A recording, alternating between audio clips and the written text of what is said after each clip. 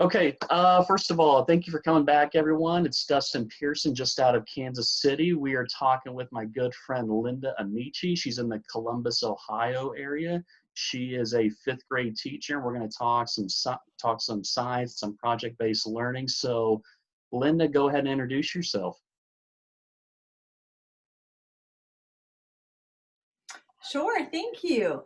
My name is Linda Amici, and there's a little bit of a delay in this. I'm sorry, it's a little like it's not live when I'm hearing you talk. It's a little bit delayed. I don't know if that's normal or whatever, but my name is Linda Amici, and I teach language arts and social studies officially to fifth graders in this area of Westerville, Ohio, and have been on a project-based journey really since the beginning of my career. I started teaching in a way that's called informal education, which is sort of it was the buzzword back then that project-based really is today, without all of the depth of project-based learning that I've discovered recently in a 3-year grant cohort with PBL Works, Otterbein University, and then cooperating teachers in the area. So yeah, so Fantastic. So, what drew you to project-based learning? Was it just something that was different? Was it something that resonated with your personality? What drew you to teaching in this sort of strategy?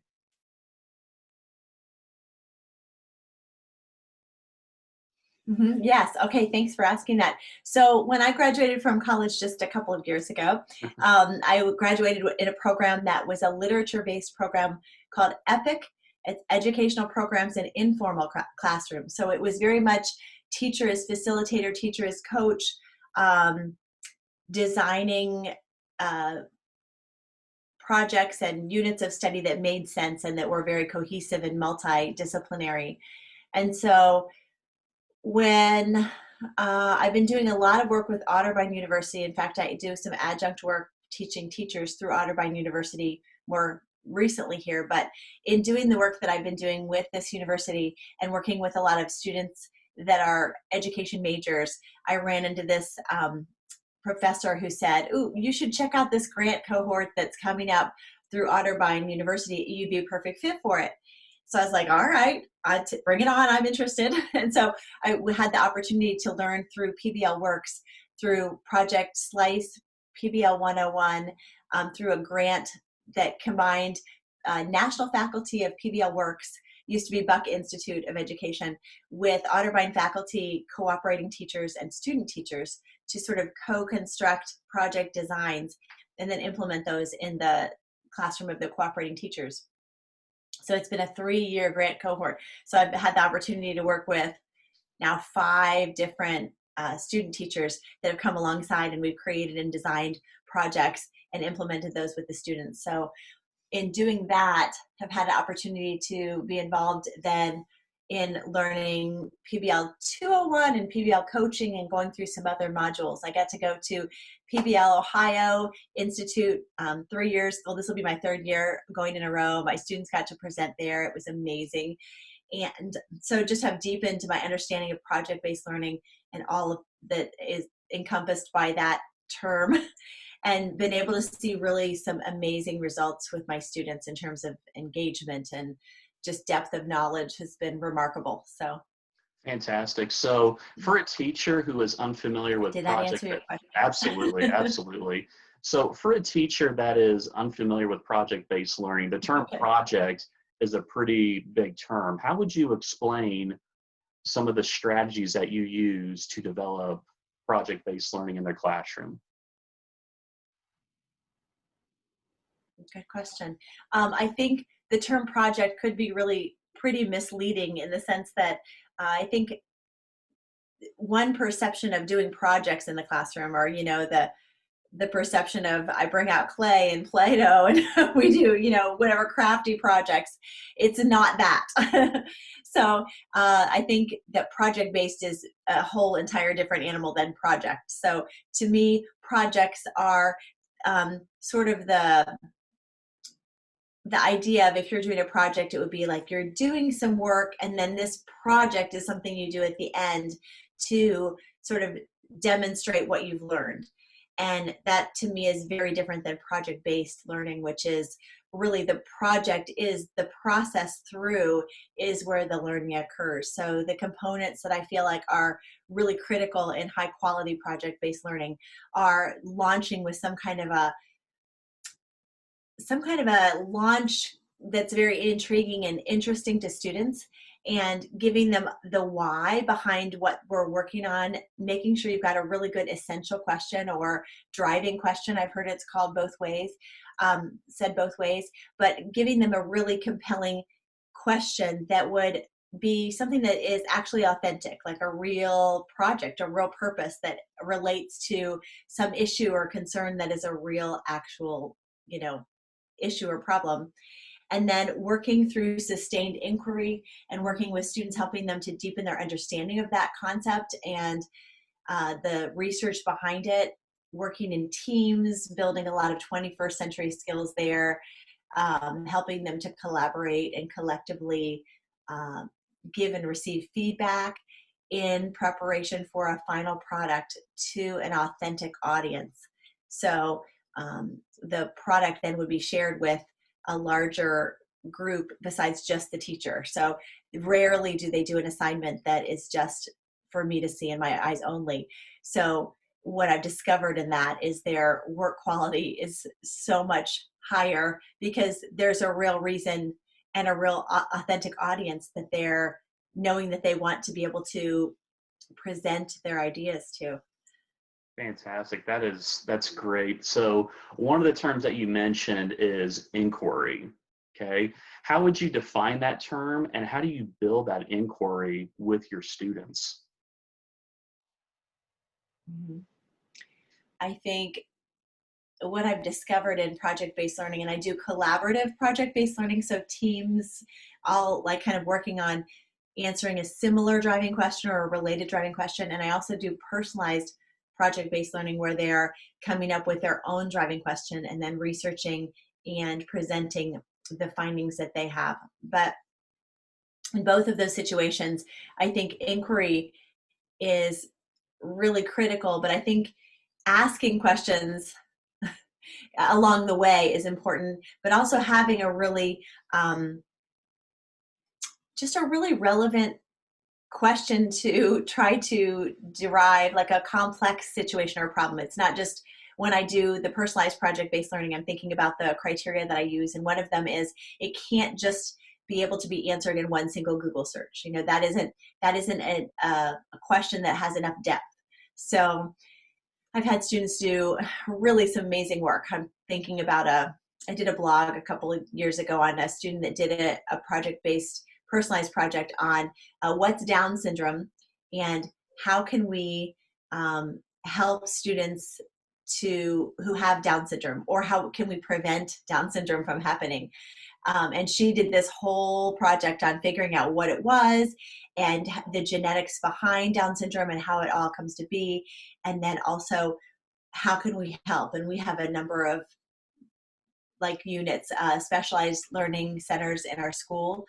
And so she ended up at the end of her project informing the entire class about Down syndrome and what kinds of challenges that provides for students that have it. And it was really interesting. I've got some cool stories. I don't know if you want me to keep going in this direction because I got a Oh, cool story that absolutely. happened Keep from that going. one. Keep sharing. Yeah, this is fantastic. Okay, good. Um, okay, good. So this student was sharing her presentation about Down syndrome, and at the end, a student raised his hand and said, so this doesn't seem to be something that's like contagious, right? And so she explained the whole Punnett square and the whole, genetics and the how that all works a bit, and we connected that to Wonder, which we had just read the story, the Read Aloud Wonder by Palacio, amazing story, and how genetics, play into the way we are. And then one student raised her hand and said, hey, when you were explaining about Down syndrome, you were talking about how students with Down syndrome just don't quite feel always a part of the community, the learning community as a whole. And what are we going to do about that? And it was like there was just this pregnant pause, like all the oxygen had been sucked out of the room. So we all looked at each other. like, what are we going to do about that? So picture 28 students sitting in a class. Right at that moment, the bell rang, which indicated that it was time to go to lunch. And not one student moved. So we all sat there going, yeah, what are we going to do about that? And it was just this moment of, it's like magical, you know, where we were like, we have to do something about that. You know, we have these students that have Down syndrome in our school. What can we do? And so we started brainstorming, and finally I had to say, you guys, I'm so sorry. You are 10 minutes late for lunch. We have to go to lunch, but I promise we'll come back to this. And we did. And we ended up, the student coordinated, and I helped support the coordination of students that would go into the classrooms with students with Down syndrome and have lunch with them, and have take some time rotating, you know, take some time to go to recess and like play with them, and do some different projects with them during their free time or during their recess time, but during the students' work time in those classes. And it became this really beautiful program where the students in those classes waited expectantly for these students to come. Like, it's time for me to have you know, my friend is coming today. And they would wait by the door of the room. It was really remarkable, impactful, and real life learning and social emotional learning. You know, those empathy skills. I mean, when they understand and can see firsthand the struggles and challenges that students face that are different from them, that is what it takes for students to develop that empathy. And so it became this really cool program, and it's developed and morphed over the past, I guess it's been maybe 4 years now, where there are students that work in small groups with these students in the specialized learning classrooms. And it's been really remarkable and really a fantastic way for students to, that sustained inquiry causes them to have some intrinsic motivation, because it's their own question, it's their own idea, and they're wanting to know because they want to know. And so they aren't thinking of research now. It's sort of a game changer in that research isn't, oh, I have to do this because this is an assignment from my teacher. But it's like, oh, I get to spend my energy trying to figure out the solution to a problem that I'm really excited about learning about. So it's like taking ownership, because of that voice and choice that students have, is taking ownership of an issue. And so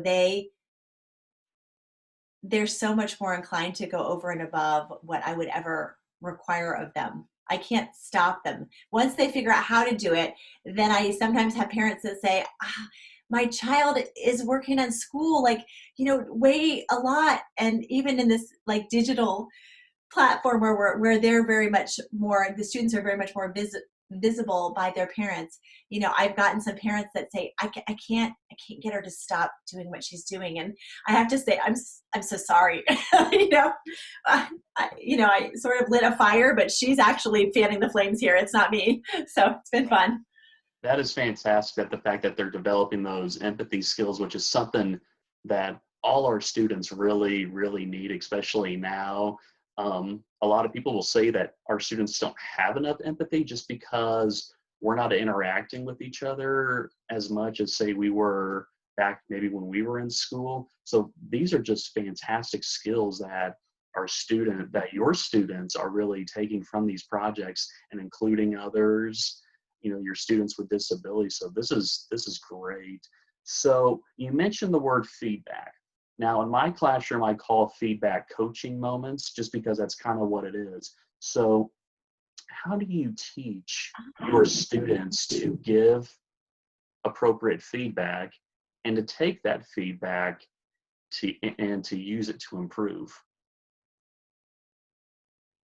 Yeah, I think giving my students a compelling why to the importance of everything that they do is really one of the most important things that we can do for students. So I start out explaining, you know, feedback is a way that people help other people to become better at different things. And so I kind of give them the understanding that you're responsible as a person who is giving feedback, to give feedback that can be absorbed easily by the people that you're giving the feedback to, so that they can then improve their work quality.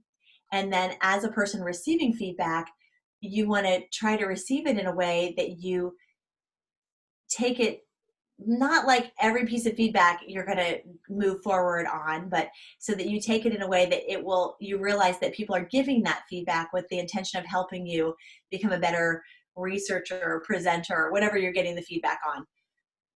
And so I really keep it within the parameters of specific, kind, and helpful. And that's PBL Works. Those are their parameters for feedback, not mine.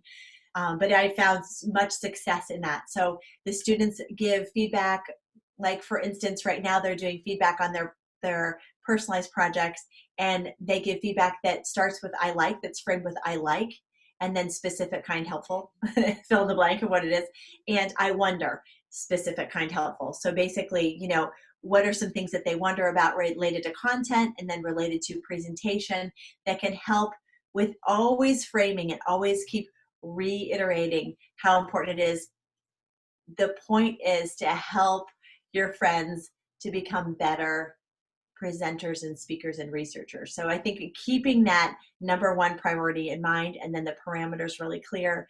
And then, it's sort of that gradual release thing in my classroom where we start out and I'll jump in there if it's not, if it's not kind or not specific or not helpful, I'll be like, oh, wait, just a second. So usually I do a lot more feedback in written form first.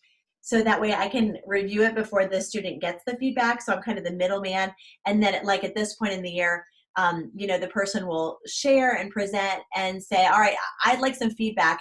And I think I wonder feedback first. And so they're actually moderating their whole feedback. Like I'm at this point in the year, it's like I rarely have to step in because they're like, oh, well, I wonder if, you could have spoken presenting a little bit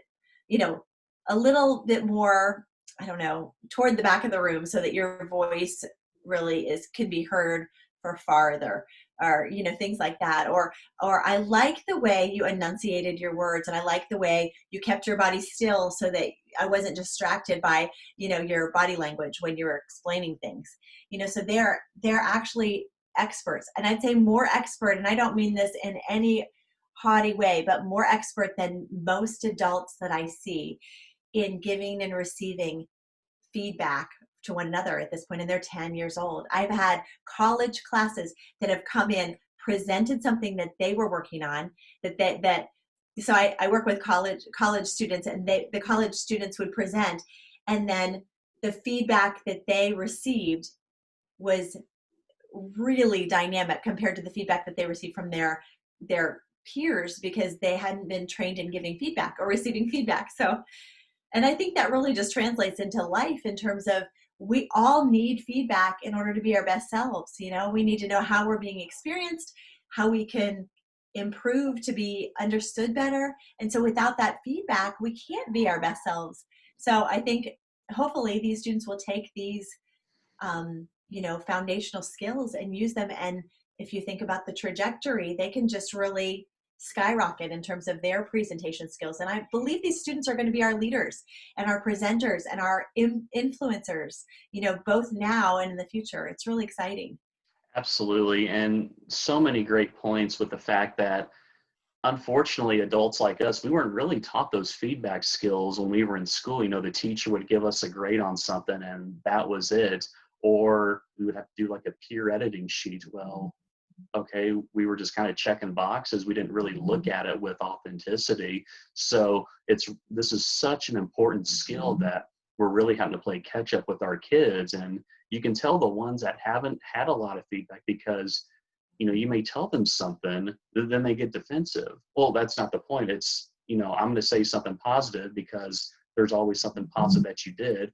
Okay, maybe we can go this route, or maybe, like you said, stand a little bit straighter, just so, your posture is right. So there's so many benefits to having this feedback that, these are our coachable moments.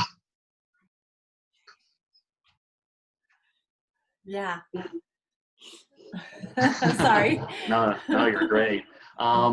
Okay, so if I come into your classroom, okay, we're going to start a new unit. Okay, let's pick science, just because science is probably the most one we can identify with as far as having project-based learning.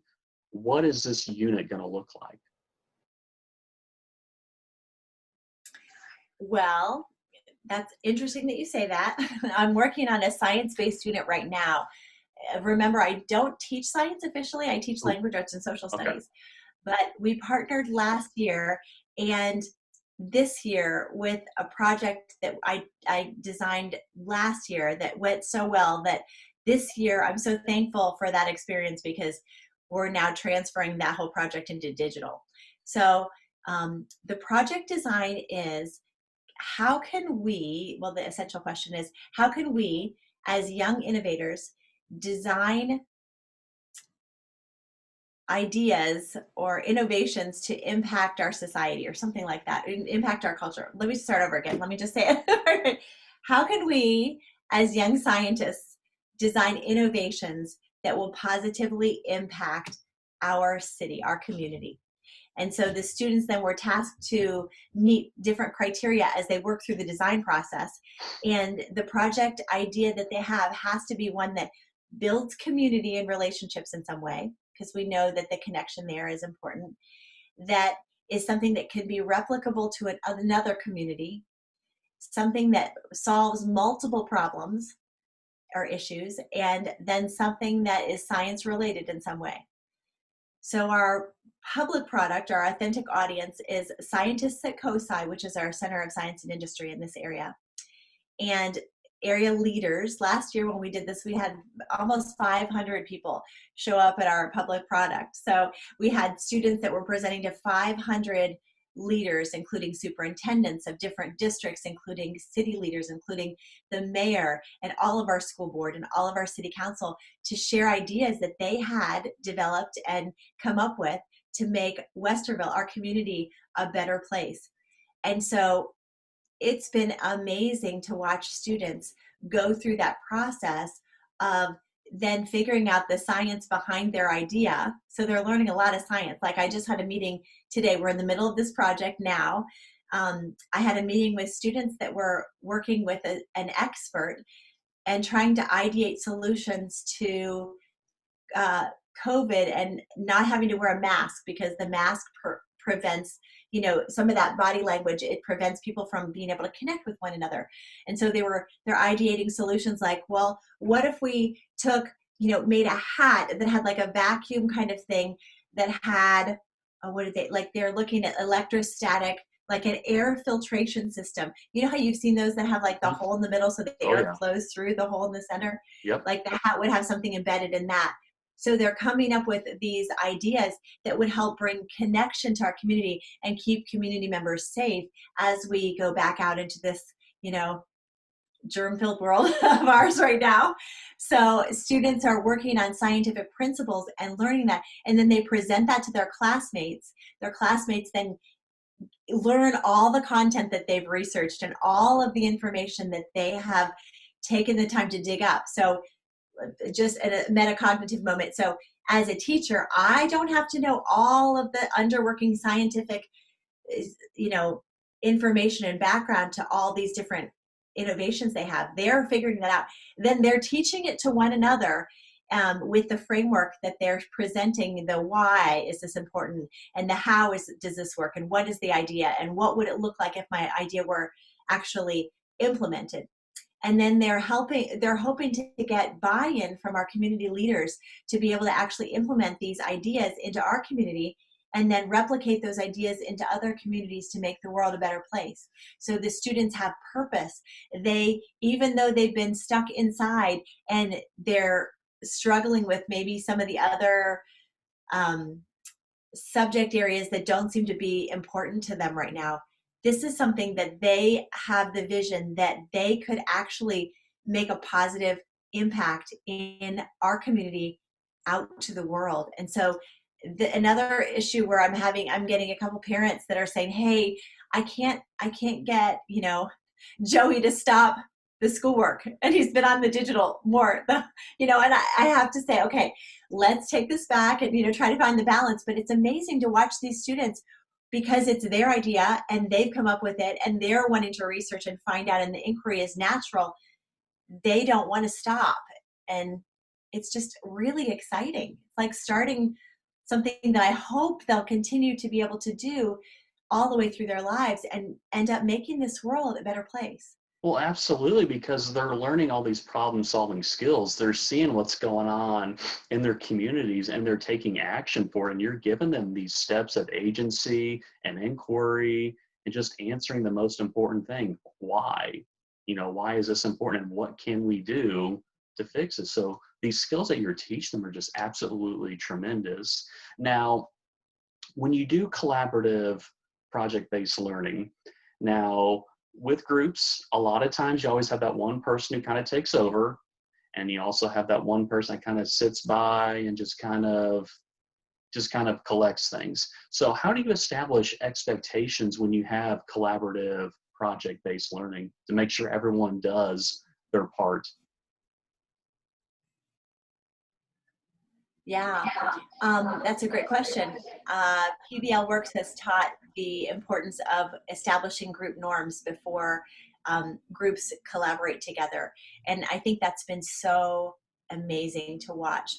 So at the beginning, it's much more teacher guided in terms of group norms. So they're basically creating, we connected it to treaties, I think at the beginning, where they're creating kind of agreements with one another that they can make so that they can make sure that their work group is working together. And one of the agreements I always suggest at the beginning, working with students in groups, is that everybody's working to his or her ability, and that their strengths might differ, but to really respect and appreciate the strengths that each group member brings in. So there's a lot of that development of culture within the group.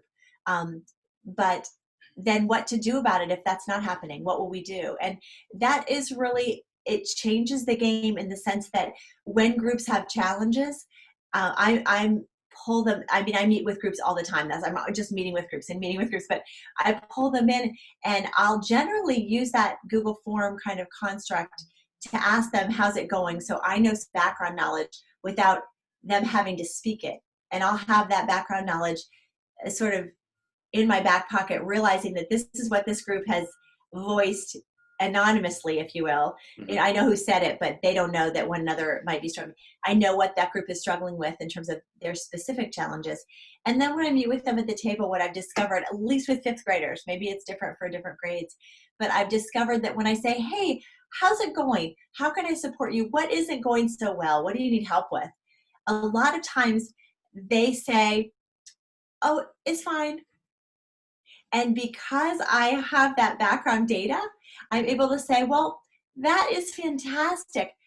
Sometimes groups have a tough time with balancing, the balance of work, the balance of work equity here. And so I don't know if your group is dealing with this at all, but if you are, sometimes groups have, established these kinds of ideas to fix it. What do you guys think that you could do to fix that problem if you were to run into that problem as a group? What are you guys going to do? And then it becomes, the teacher isn't the solver of all problems. I'm saying, okay, this could be a problem. What are you guys going to do about it? This is your group. This is your information. This is what your project is. What are you going to do to make it the best it can be? And it puts the onus right back on those students to be able to solve that problem. And so, then when students come to me and they're like, oh, Joey is, doing this or whatever, and is messing with slides, I say, wow, what are you guys going to do about that? And the first time that happens in any given year, there is always just wide-eyed, saucer-eyed student that will look at me like, that's your job. You're the teacher. And so I'll go over and we'll get together and I'll be like, okay, so sounds like this isn't going super well. What are you guys going to do? And that's when things really change, because Joey realizes that his misbehavior or whatever he's doing to get attention doesn't get attention at all. What it does is cause him to have, bad relationships with his group members. So they have to figure it out, and I'll help support them and give them ideas and give and receive feedback with them. But ultimately that's their problem to do. They have this project, and I'll keep reframing and say, you have this due on this, and we got to get to it. What are you guys going to do? And they're like, oh, okay, I guess that requires me doing something different. Right. And the onus then becomes squarely on the shoulders of the students that need to have the onus. So it just a different philosophy. It's just a philosophy switch. Absolutely. And it's something that I do in my room as well is, like you said, they kind of look at you to be the problem solver. And yet there are times when I'm sure you need to step in and kind of make an executive decision, but having your students, work out, whatever issues there may be, and you can get back on task. So that's great that they're learning those skills at that age. That way, as they get older, hormones kick in, things become more detailed. They can absolutely make those decisions. So you mentioned how you train. Absolutely. And you know what's really fun about that too? Oh, can I No, add go on for it. one Go more for it. thing to Go for that? it. Yeah, yeah, go for it. So I tend to place students in table groups, in work groups, no matter what we're doing. Generally we start out the year in seats that are, in rows or whatever, just so they can kind of figure out who they are and not have the pressure to, have to get to know their neighbors first thing. But after that first week of school, they're almost always working in collaborative work groups. And whenever I switch seats for them, um, I discovered a couple of years ago that they start to create their own group norms as a table.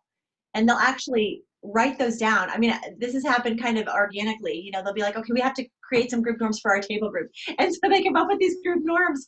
And so they're doing it now independent of me asking them to, because they understand the value in doing that and having those sort of expectations outlined before they start doing hard things with their group or working with their group. So sorry. No, that's great. That's absolutely fantastic that they're coming up with their expectations and just kind of, we're a team. This is how things are going to go, and we're all in an agreement. No, it's no different than us adults, working together, whether it's PLC or whatever. So it's just happening at a younger age, and I think that's great. Now, you mentioned how, especially now with us being digital, that some of your students are working extra long at home, and you're getting some calls from parents. Now, when you tell parents about project-based learning, obviously it's different from what's probably they have what they grew up with, where you sat at the desk, you did the assignments, you took the assessment. So how do you convince parents or even an administrator or other teacher that this is the most effective way for this classroom? Mm-hmm. I think setting that expectation there is really critical, and being very very visible with your thinking, I think, is really important. And like this project that we're working on currently, I've learned so much through it. I think having a growth mindset is really important as you tackle asking students to do things that maybe they would never be asked to do in a typical traditional classroom, because I do ask a lot of students. But in a classroom, I'll just give you an example. So I had two parents that had a hard time with their student was really struggling with understanding what to do, or kind of stuck in a part of the project. And the parents were asked the principal, hey, can you help?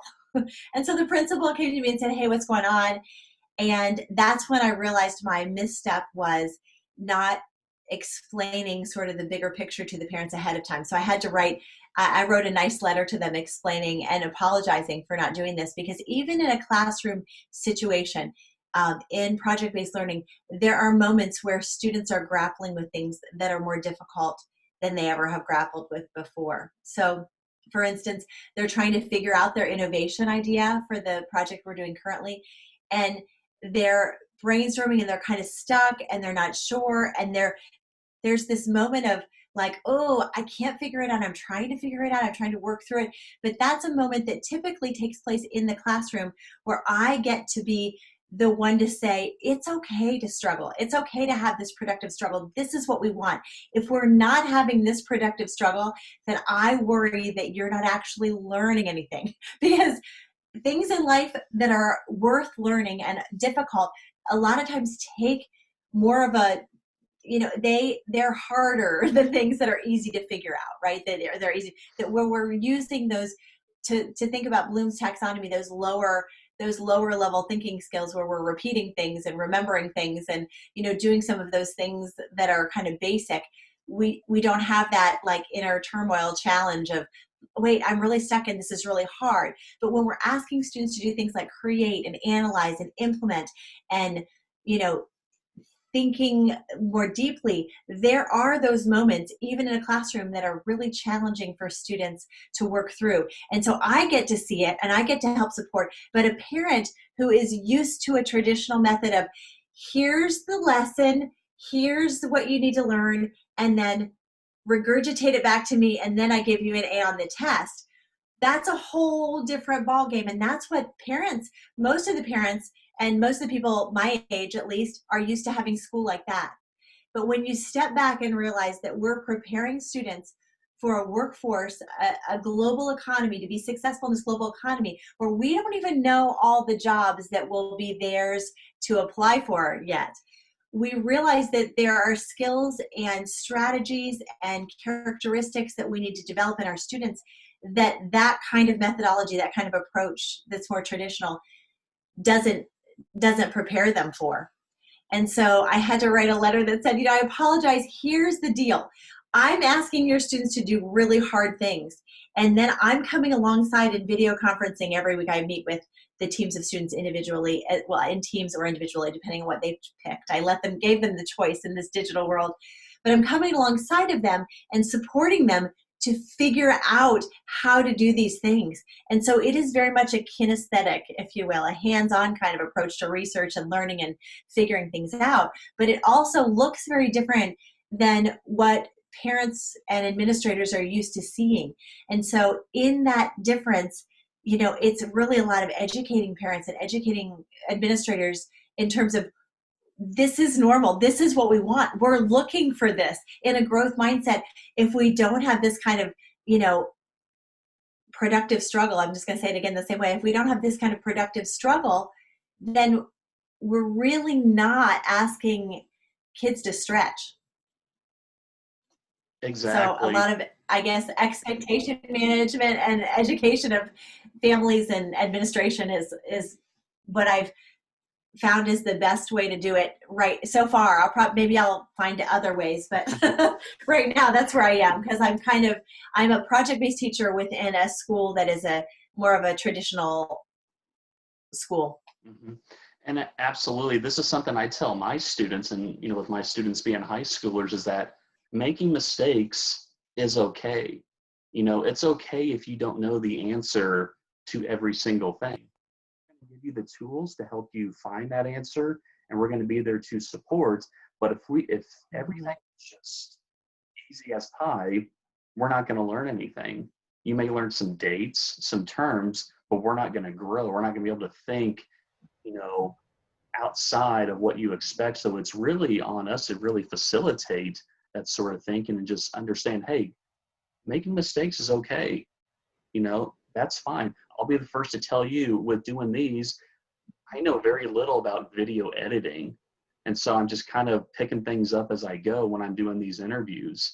And some teaching strategies I'm still wrapping my head around, but that's okay. We're all learning. We're all thinking outside the box and getting better.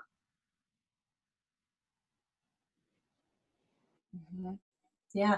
And it's sort of the adage, if you give a man a fish, then he has fish for a day. But if you teach a man to fish, then he has fish for a lifetime. And the same concept, that I don't know all of the information there is in the world. I don't know anybody that does. And so if I give my students the ability to understand both how to figure out information, how to learn, and how to ask really good questions, and then also the feeling of understanding the value and the positive feelings that you get when you learn something new and you discover something new.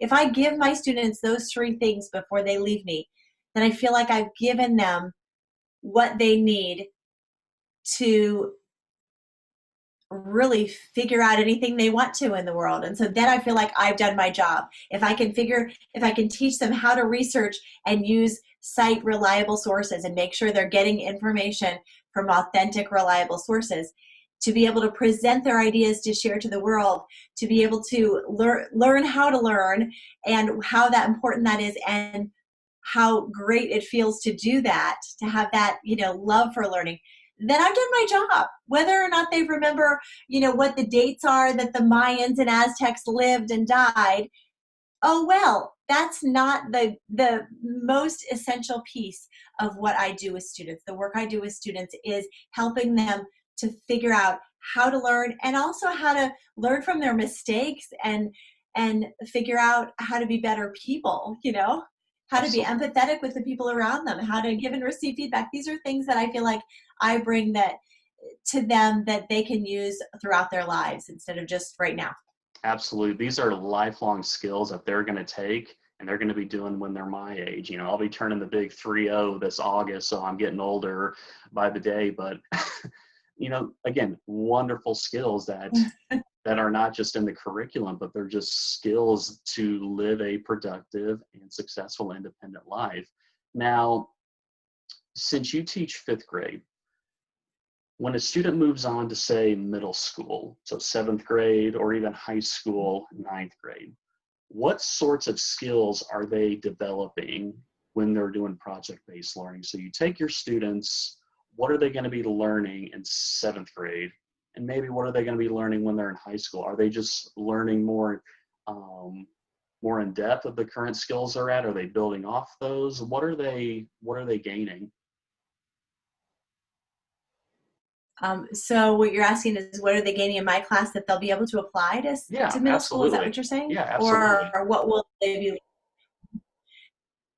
I always build in a synthesis component into everything that I'm doing, which basically helps them to build on what they've learned and to, learn from that and apply that to different areas. So, like when I first started project-based learning, I picked standards that I didn't like very well, because I thought, okay, if this really works like what I'm hearing it does, then I want to take the standards that are, I'm going to quote my 16-year-old daughter, my hatred standards, right? My standards that are the least fun and engaging for me to teach.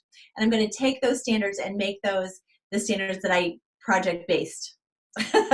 Right, that I use project-based as a verb, that I project-based. So I took the standards about the Mayans and the Incans and the Aztecs, the fifth grade standards, and I used to teach, okay, here's all this information about the Mayan culture, and here's the Incans, and here's the Aztecs, and that's what we know, and how then, how have we as a society changed because of what we've learned from them. And I took that and created a driving question that is asking them to learn about those cultures, but for a bigger reason, for a bigger why.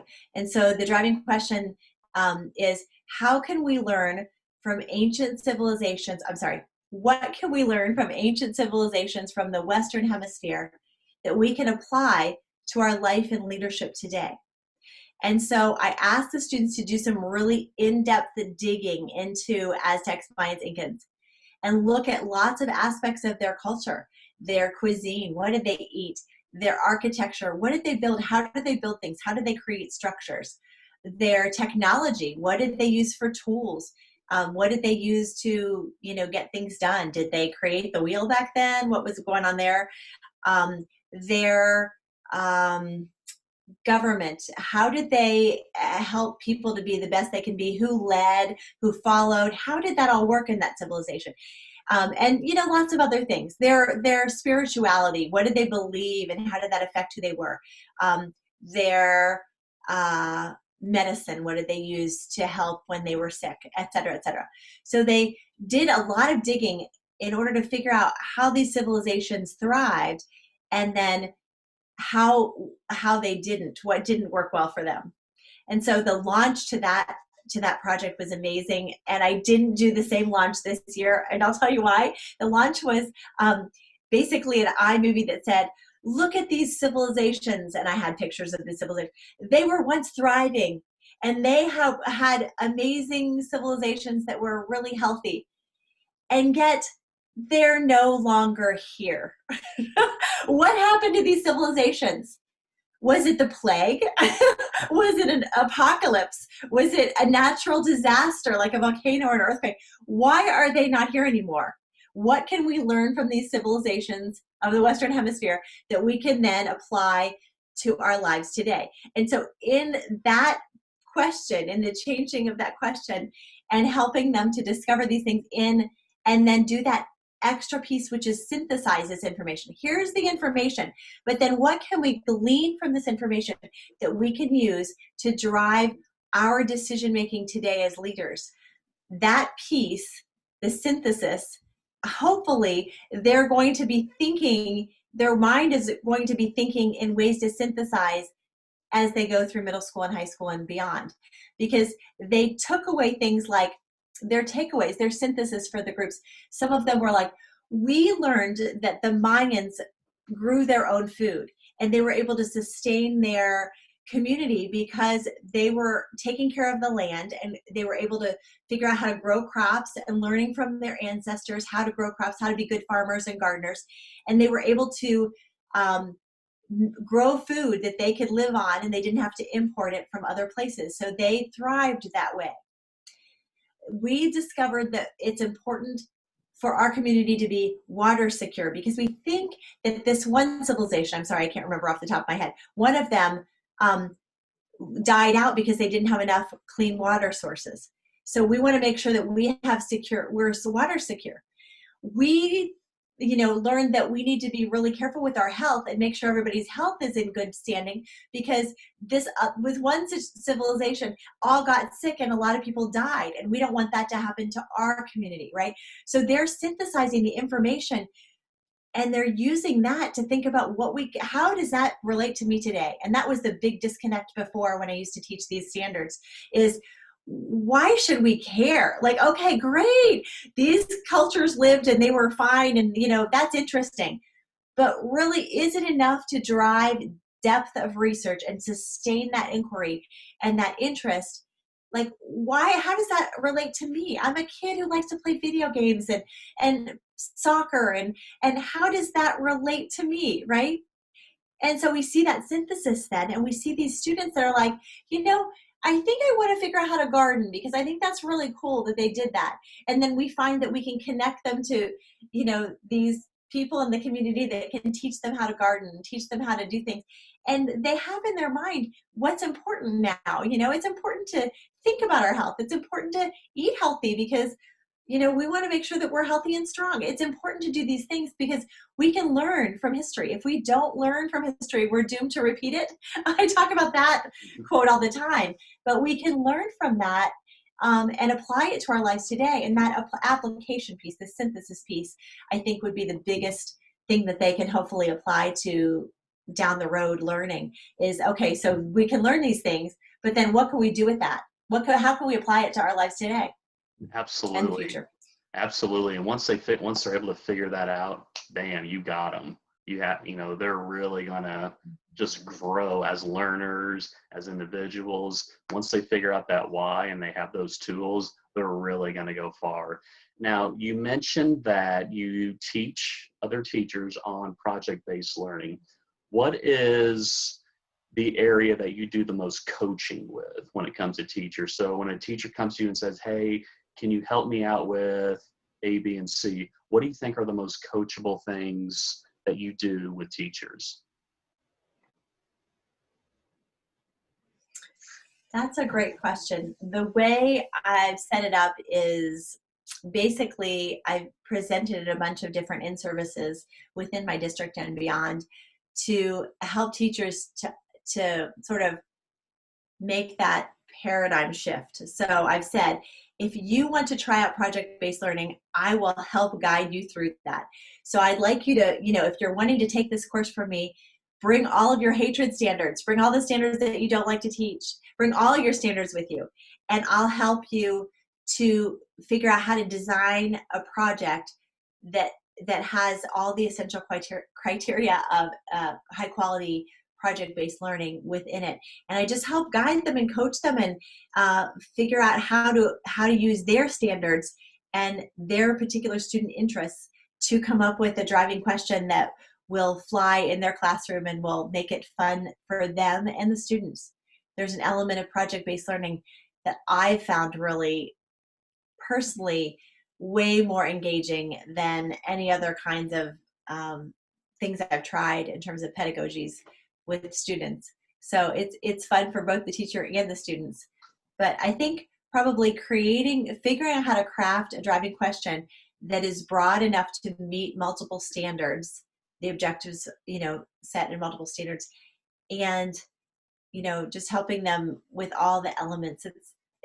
I offer my services to help them design the project, and then once they implement it, to help support them if they need that. And then also I love to come to their feedback protocol if I can, and then also to their final product to see what their students have created. So I guess I think I've not been able to, in the capacity of being a teacher that's teaching about the same hours as they are, to come in alongside and coach them along the way as much as I would like to. But I've been able to help more in terms of the designing of the question and the launch. Fantastic. So in your classroom, how do you know you have that aha moment where your students are absolutely getting it? So they're on fire, they're working great together, they're digging deep. How do you know when you have that moment? When I don't have to get in there and inspire them. There are moments that are just magical where I'm watching students, they're all pouring over, and discussing and thinking, and they're all engaged in their work, and they don't need me. They take turns, needing me for different things, but when they're all engaged, in what they're doing, and they're all working hard and not hardly working, then I know that I've accomplished my short-term goal of them being engaged in the project. Absolutely. That's great. A lot of times it's when they're struggling. It's when when they look like they're not getting along, or they're trying to work through something. It's, when they're working through things, when they're taking that feedback and they're synthesizing that feedback. So a lot of times I'll have them do their feedback on sticky notes. It's more of an anonymous kind of feedback where they give the I wonders on the other side of a sticky note, so that then when they go to reflect, they have that feedback in writing. And I remember one moment where there was a student who picked up a sticky note, and he said, and he just looked like kind of disgruntled. And I was like, what? And he said, this person says, I wonder where you got your information. And I looked at him and I said, did you cite your sources? And he said, not yet.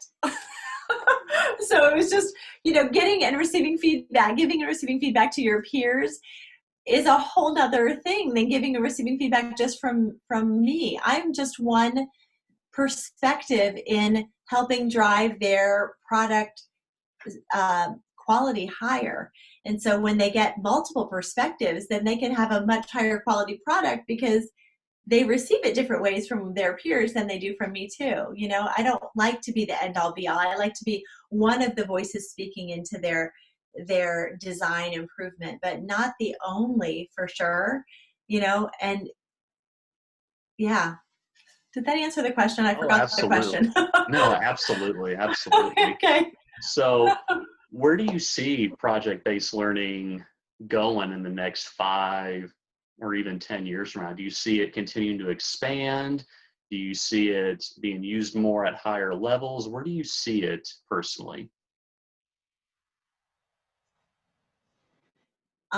I truly, genuinely hope that it expands, because it's a piece of my personal education that I feel like was missing. If I was in a class as a student, as a learner, and I didn't see the why behind what I was learning, you could pretty much count me as the girl who is writing notes in the back of the room.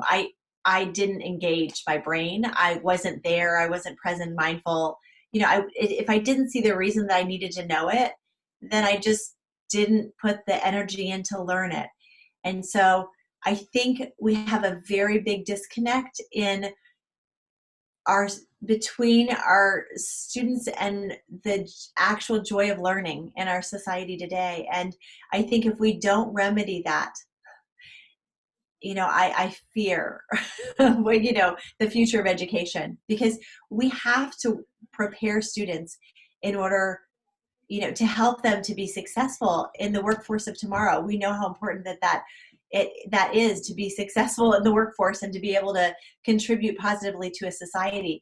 I believe that if we do not make some remarkable changes this direction, I don't know if for our education and our success in life, I don't know how connected we're kind of disconnected if we're always doing things the way they've always been done, and yet the end goal has changed so much. We're not preparing students for factory jobs anymore. We're not preparing students that many of them won't be just taking the directions and following and doing so much of what we're asked to do as teachers, as adults, as professionals in the workforce, is to problem solve and critically think and innovate and communicate and work together and collaborate. All of these things that we're asking teachers to prepare students to be ready for.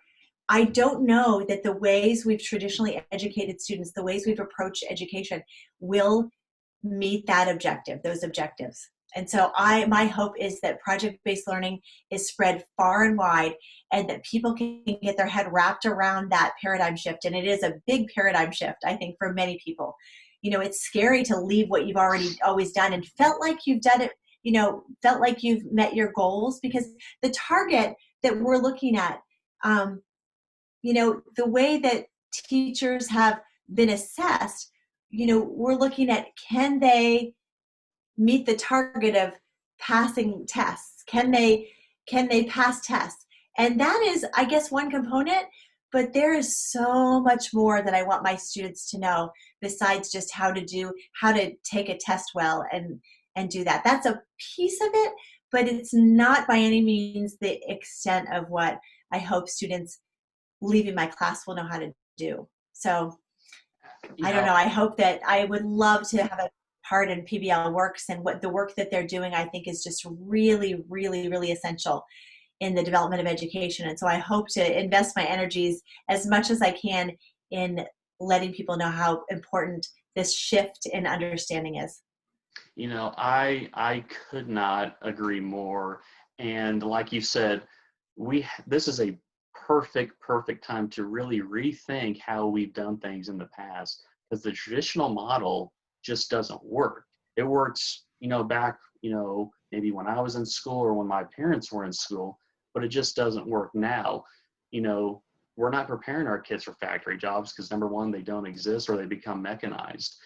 And our students are going to be working with peers. They're not going to be sitting in a cubicle. They're going to be sitting in a round table, and they're going to have something put on that desk, and they're going to have to figure it out.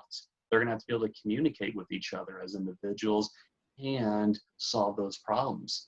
And those companies that they're going to work with aren't just across town. They're going to be halfway across the world. So this is really a global, shift that we're going to be doing with our kids. And most important thing is, to me, is our SEL, our social emotional learning. This is the start of it right here. We have to address that first, because without it, our students can't properly learn. So like you said, the project-based learning, being able to problem solve, work as a team, and address those social emotional needs. I think we're making progress in our STEM with our math becoming more engineering based, and our science becoming more hands-on, with our English and our social studies almost kind of combining, where it's that critical writing, problem solving. Why did something happen 2,000 years ago? Why is it still important today? So I think we're slowly seeing shifts. It's going to take more teachers coming in with this mindset. It's going to take some of our older teachers retiring and having those administrators, those young administrators that understand this. They're going to put these things in place. And I wouldn't put it past, I I'm not a young teacher. I'm far from a young teacher now, but I don't know that I don't put it past anyone to be able to make that shift. I think it is uncomfortable to make a shift of that magnitude if you are more inclined to be a traditional educator. But I think from my experience, when I have put into practice one by one these pieces of the puzzle and made that shift, what I've discovered is that the cost benefit is there. And when I see the engagement of the students skyrocket because of the ways things are, the shift, the way information is now synthesized. I just, when I see students coming back to me years after and saying, this was really pivotal in my life. And look, I know it's summer, but I did 4 Genius Hours this summer, and can I share them with you? When you see students that actually are taking what they've learned and moving beyond with what they've learned, using those skills, I think that as an educator, it's very validating. And I think it makes you realize how important it is that we make these changes, and how, even though they're uncomfortable and not necessarily administratively supported, I think that they're critical to the thriving of our society. Absolutely, absolutely. And again, you're doing an amazing job with your students, teaching them these skills, teaching other teachers to use these, and they're going to teach other teachers. So I'm very optimistic that this is only going to keep growing. We're going to see these sorts of things taught in our schools. So I have 2 more questions I want to run by you. Now, you mentioned you're not a young teacher. How have you grown as an educator and as a person using project-based learning? I think I've grown in the understanding that no matter how terrific our lesson is, if it's not something that the students find worthwhile or purposeful or relatable to them, they're not going to be able to remember it, and they're not going to sort of embed it in their soul, if that makes sense. So I feel like I've grown and learned in the sense that I think my teaching has really changed to be focused more on what is the most essential, rather than what looks pretty, or what what fits into the box, I guess. I've grown a lot in my understanding of relationship with students, and that rapport that you build with a student when you're sitting with them, trying to help them work through a challenge, and they know you're on their team and you're helping support them, as opposed to my role, as it used to be, more of the assessor role, like I'm the grader, I'm the one who tells you if you passed or failed. My role is not that. My role is to come alongside of these future and current leaders and support them to be the best them that they can be, and support them to figure out how to learn to become better. So I guess it's changed me in many, many ways. I've become more of an inspirer than an instructor. Does that make sense? Mm-hmm. Like, there's a lot I can teach them, but if they have no reason to remember it or nothing to connect it to, then how long are they really going to remember that anyway? Right? Right. I can tell them all the facts, and they can memorize every fact of whatever war you want to have.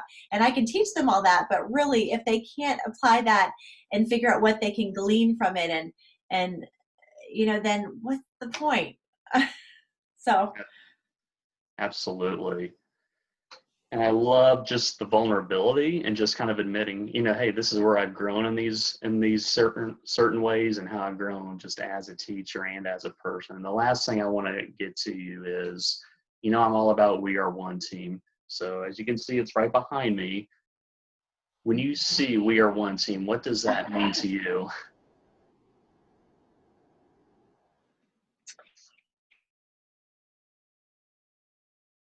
days. I think in my classroom, just starting on a micro level, I want my students to see us as one team, a team against, the negative impacts of society, a team that is promoting, bringing as much positive, having as much positive impact in the world as humanly possible, a team that is there for one another, a team that is supporting one another and helping drive one another to be the best people we can be. And then as educators, I think that we have to remember, no matter how we teach, no matter what philosophies we embrace, no matter what strategies we use in our classroom, we can all be remarkable, and it benefits our society if we are all our best selves and are all amazing teachers. Because if you think big picture, it's not a competition. As educators, I'm tired of oh, that teacher is doing that and those test scores are better, or that teacher is doing that and can't you be like that teacher? I don't want to be like anyone. I don't want to be conforming to anyone's, I don't know how to say that. I just think that we all benefit when we can make the culture value one another, when we can create a culture that values our individuality and our individual strengths, and then when we can build on one another's strengths and build on ideas and create together something better than we can create individually.